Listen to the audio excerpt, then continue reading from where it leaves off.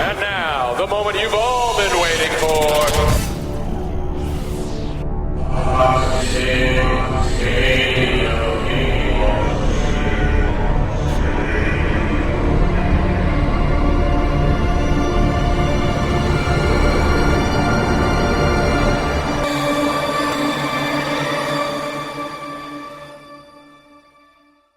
So yeah, ladies and gentlemen, we're here talking to Dan Kanagie. Dan, I haven't had you on the show in a while, and I'm sure people are wondering what you're up to these days. Why don't you tell them what's going on? Well, thanks for having me on again, Dave. I just want to say hi and thank you. Well, it's been busy. We've been getting this tournament going. We got it coming up at the end of the month, August 31st. And that's where the concentration's been. What tournament is that? It is the first annual Liberty Bell Classic / East Coast King of Catch Wrestling Tournament. Oh, really? Yes. And where is this going to be held? It's going to be held at the Klein JCC Community Center in Philadelphia, Pennsylvania. Hence the Liberty Bell Classic. Oh, and that's August 31st? Yeah, August 31st. It's Saturday, Labor Day weekend. Now, is this just for wrestlers, or can anybody get in on this? It's open to all styles. It's a catch wrestling rules tournament, so it's no gate. That's pretty much a given. But the rules, very basic, simple rules that are open to all styles, like it was historically. Some of the great past catch wrestlers, were some were Greco-Roman, and freestyle. You even had Mitsuri Maeda, who was a judoka. Oh, okay. So judo guys and jiu-jitsu guys can get in on this as well? Oh, most definitely. As long as, like I said, it's no gi, simple rules, so it allows for all styles to come in and play.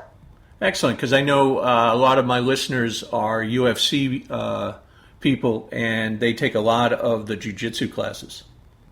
Oh, yeah.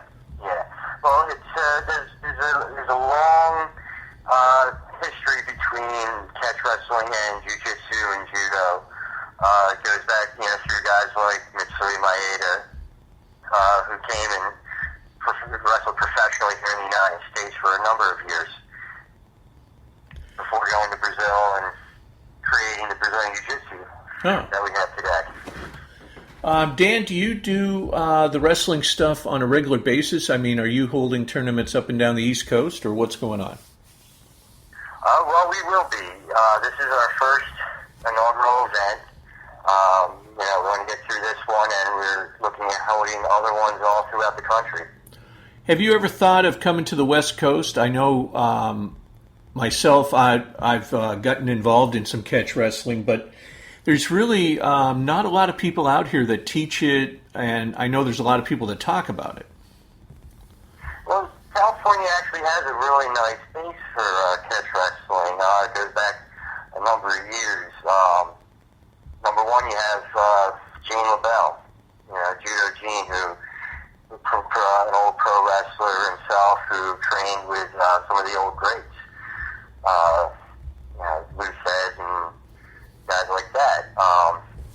You also have Eric Paulson, who comes from the Billy Robinson School in Japan and Shuto, and him and his CSW guys. It's a catch wrestling base, and based out of California there. I've actually been receiving quite a lot of requests for holding a tournament out in California, especially in the Los Angeles area. Oh, really? Mm-hmm. Huh. Wow, I wonder if UFC would be involved in that at all.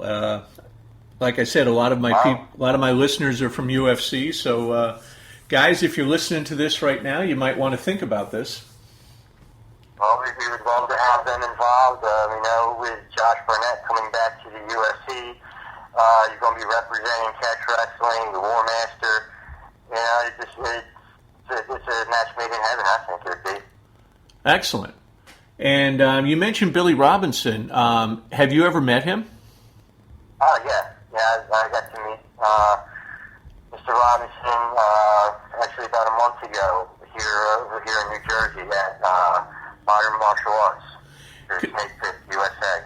He seems to be still really involved, even at his age. Oh, definitely, yeah.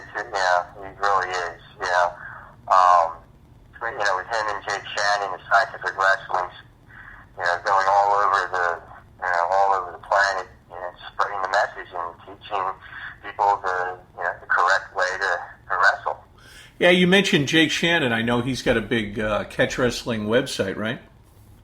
Yeah, scientificwrestling.com. Uh-huh. And we're actually holding this tournament in conjunction with them, which is why it's the Liberty Bell Classic / East Coast King of Catch. Oh, excellent. And do you have any big names that are going to be involved, or is it just regular people? A lot of regular guys. I Uh-huh. mean, it's like this first one is going to be bigger with the catch wrestling community. I know we have John Potenza, Joel Bain, they're guys at Modern Martial Arts. Gary Davis, there's his crew at Brazen, especially. I want to show Jillian Anderson. She's the current PGL, I believe, bantamweight women's division champion. She's going to be there representing. She's going to take on anybody who can put in front of her.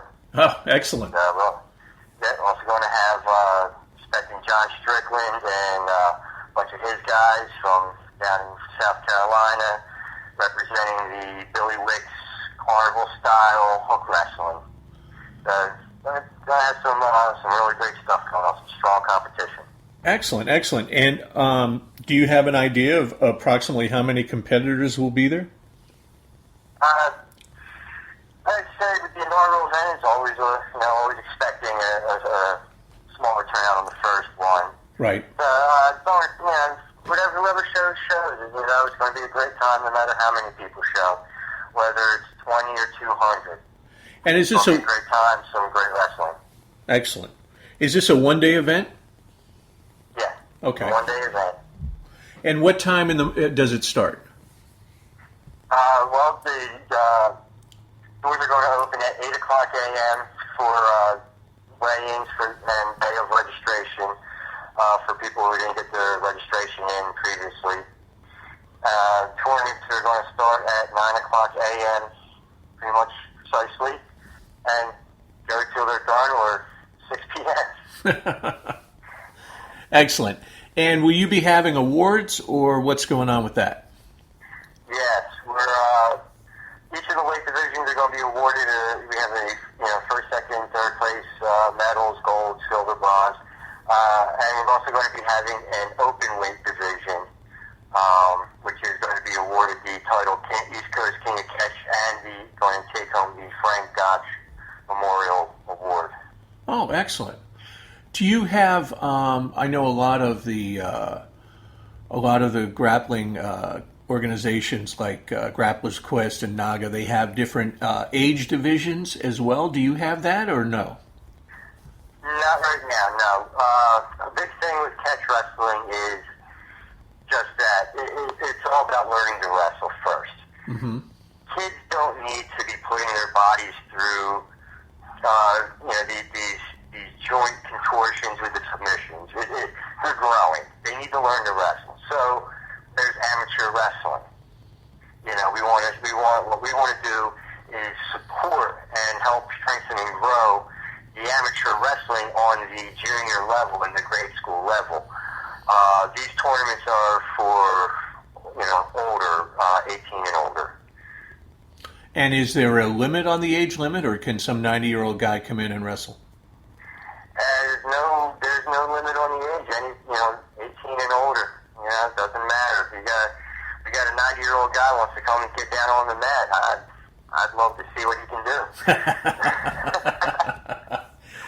Yeah, I've in some of the grappling tournaments, I've seen older guys, and I've seen them submit younger guys, and it just kind of makes me smile. Oh, definitely. It's something that comes with experience that you just can't teach. Little thing you picked up here Exactly.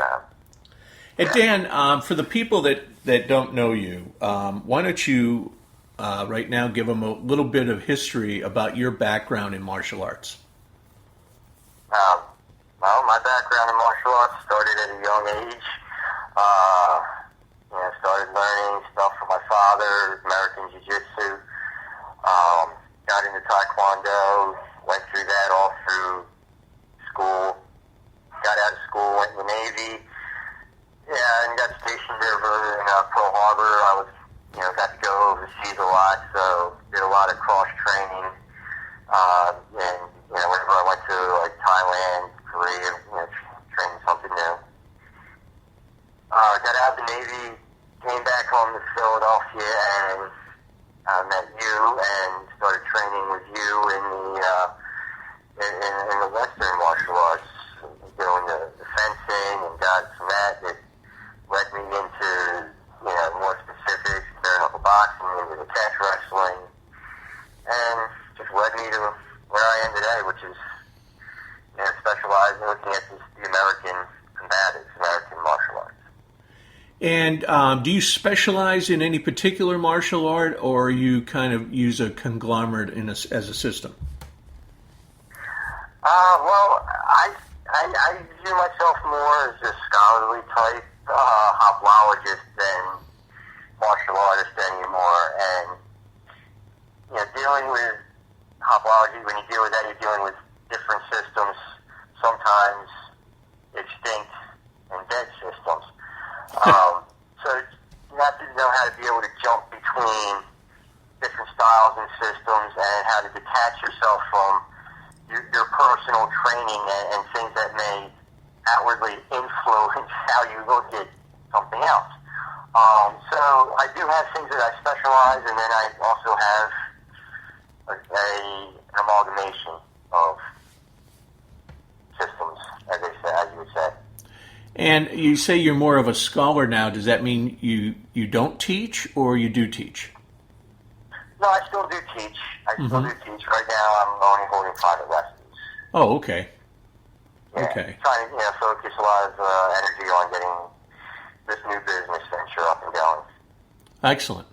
And do you have, if you were to name a martial art that you would think is your favorite, and if you could only pick one, what would that be? Pancration? Pancration. Why is that? It's just what its name says. It's total art. It's the complete art. It's all weapons, all knowing, all powers. It encompasses everything. And as somebody that's involved in wrestling, what are your thoughts on the Olympic Committee's decision to drop wrestling from the Olympics? It's funny you went there. I'm actually in the minority. I'm in a minority group with this whole thing here. I really have very little respect for the modern Olympics,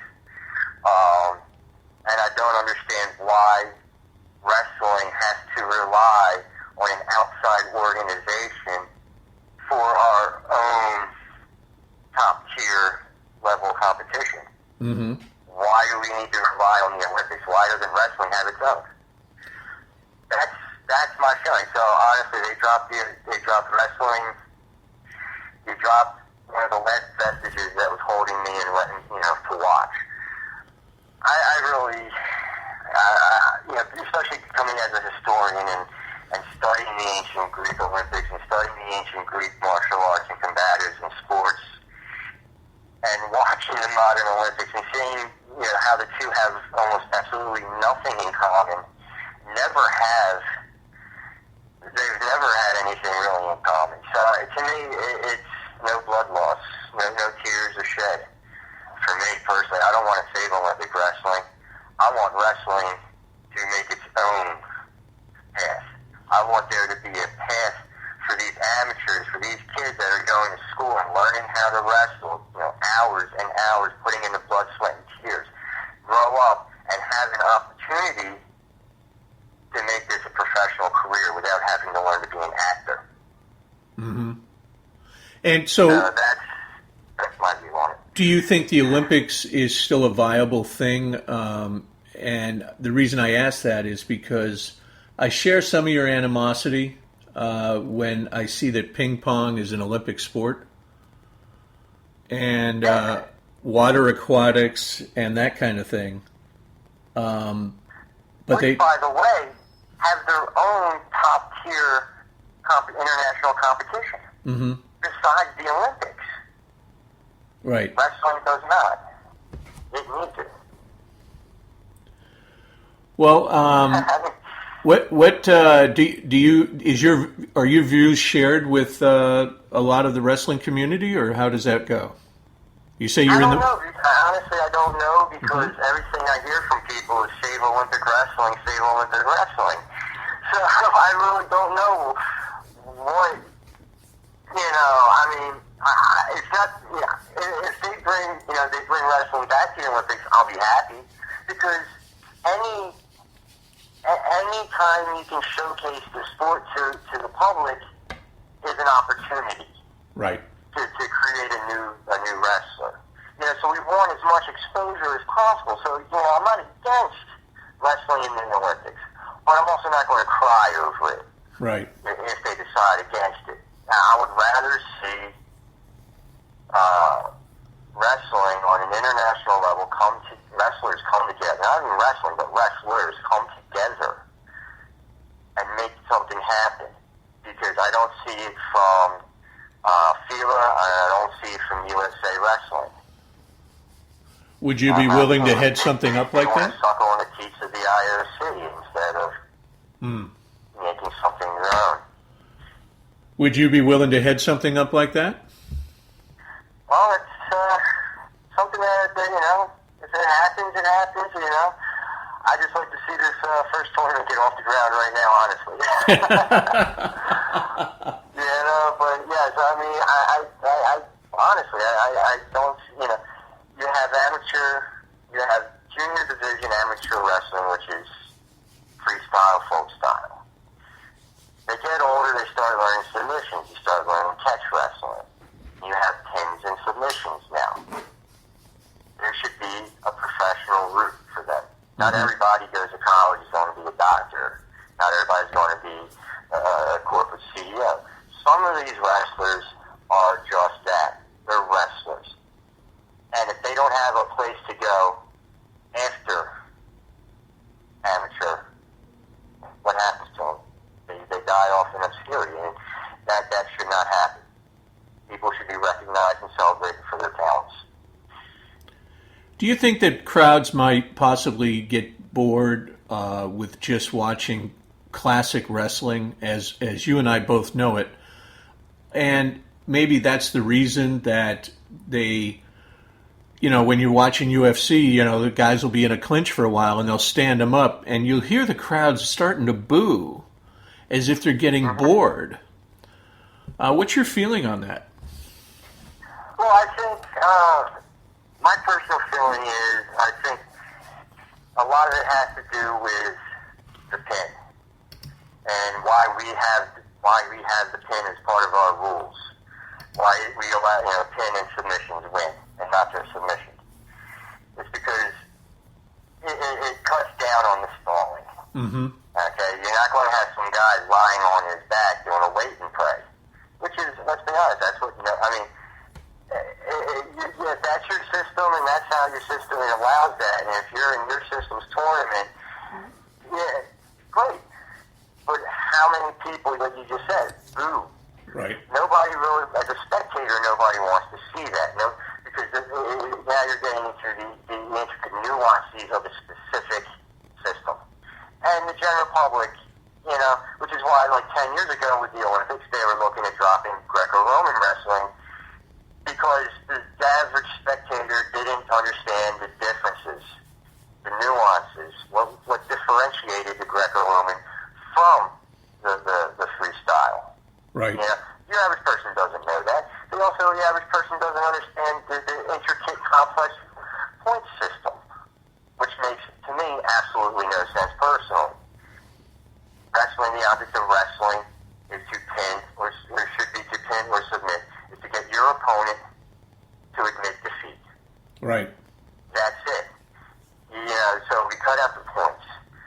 cut out divisions based on experience level.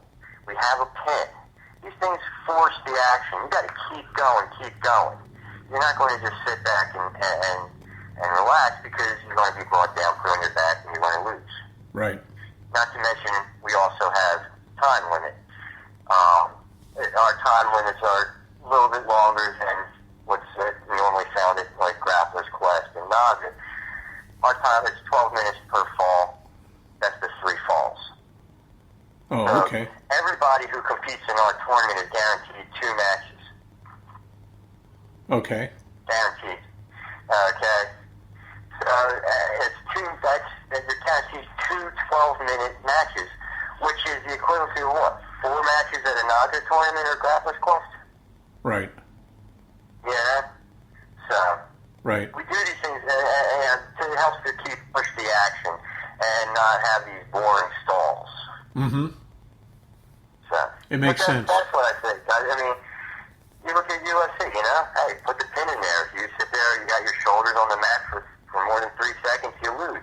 Well, you're not going to sit there and put your shoulders on the mat for 3 seconds. You're going to move. Right. You're going to stay active. You're going to do stuff. Right. Now, Dan, would people listening to this want to compete in your tournament? How do they do that? Well, it's real easy. They can go to our website, and all the information is on the website. You can click and register right there, and register before August 15th, and you'll save some money. And what is the name of your website? It's NACWA.weebly.com. Okay, and is there a phone number they can contact someone at, or do they have to go through the website? You go through the website, and there's a contact form on there. Okay. And you say they get a discount if they do it before the 15th of August? Yep, early registration ends August 15th at midnight Eastern Standard Time, and it's $40, $60 at the door. Excellent, excellent. And is there a map on your website as far as how to get there and all that, so that the spectators can find the place? Yes, there is. And actually, this weekend we'll be posting links to, if there's anybody out of town that's coming in, we're going to be posting links to local hotels in the area that are in a short distance of the event. Oh, excellent. I know a lot of people are interested in that and have a tough time finding reasonable places. Yeah. Well, fortunately, it's in my neck of the woods, so I'm a little familiar with the area. So. Excellent. Well, Dan, I want to thank you for being on the show today. It's great to have you back, and it sounds like you're super busy with this catch wrestling stuff. And I want to congratulate you for your honesty. A lot of guys hem and haw on here, but I kind of poke everybody that I interview to get it out there. You know what I mean? And, yeah, I know what you mean. And you know me. What do I care? It's on my mind. Yeah.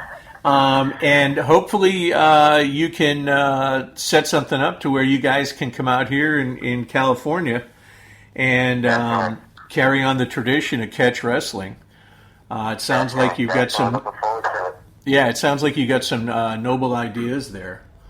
I'd like to think so. Yeah, and Dan, what I'd like to do now is I'd like to just give you a few minutes here, and I'll sit down and shut up, and let you go ahead and promote anything you want to promote. Well, right now, like I said, we're promoting this tournament. We want as many people to show up and compete, and help rebuild the sport to the prominence that it once held in this country. So it's August 31st, Philadelphia, Pennsylvania, the Liberty Bell Classic East Coast King of Catch Tournament. If you want to test yourself, this is going to be the test of your life, guaranteed. The strongest, hardest competition. All submissions are allowed. Pin submissions a win. No points, no politics, no sandbagging. Like I said, you can go to our website at nacwa.weebly.com, or you can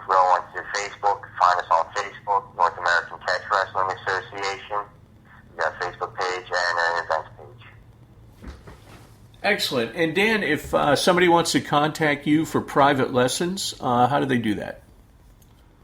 Well, you can contact me by email at American Combatives, AmericanCombatives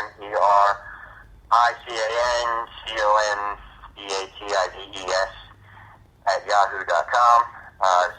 Send me an email, drop me a line, and you can set something up. Do private lessons, group seminars, private seminars at my house, at your place, wherever. Excellent. Excellent. Well, Dan, once again, I want to thank you for being on the show, and good luck with everything. Hey, my pleasure, man. Good luck with everything, and I hope to talk to you again real soon. Definitely. Looking forward to it, brother. Always a pleasure. Oh, man. Well, you take care, and my love to your family. Same here. Same here, brother. All right. Take care, buddy. All right. Bye-bye. Okay, ladies and gentlemen, that's it for our show today. I hope you enjoyed it. Join us again next time, won't you? Until then, this is Dave Dickey signing out for Toxic Radio. Reach out and touch somebody, and I think you know what I mean. Until next time, see ya.